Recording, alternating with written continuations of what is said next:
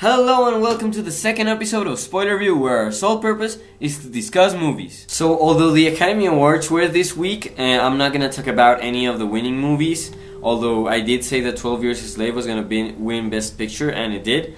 Today I'm gonna talk about George Clooney's The Monuments Men. So it's directed by George Clooney. It's his fifth or fourth time directing a movie.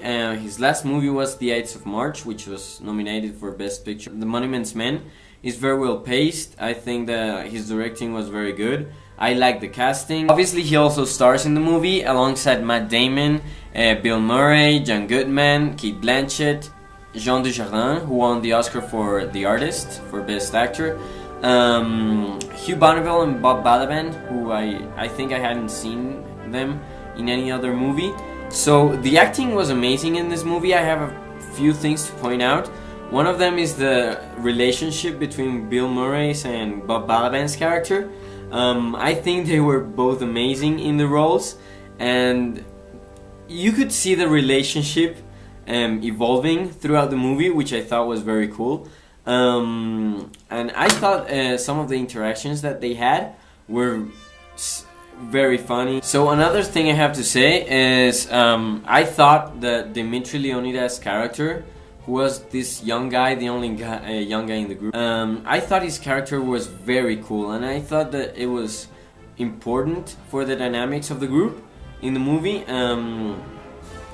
I thought that he was a very good actor in the role he had to do. The story is based on Robert M. Edsall's book, The Monuments Men, Allied Heroes, Nazi Thieves, and the greatest treasure hunt in history. The one thing about this story I liked was that it divided the characters into several groups. So you have different stories happening at the same time, and of course at the end everything tied in together perfectly. I thought the writing in the movie was great. The dialogues were very nice. I mean, they were witty, and some parts were very funny, but they were very subtle about it. So it didn't turn into a comedy because of the funny moments it had, but it only enhanced the characters' characteristics and the way the relationships developed between some of the characters. Of the soundtrack, even though I liked it when I heard it later on its own without the movie, I thought in the movie it took me out of it, because even though some parts were really not that happy, the soundtrack was. So this took me out of the story completely in some moments. Nonetheless, I think the movie looked beautiful all the time. The cinematography was great.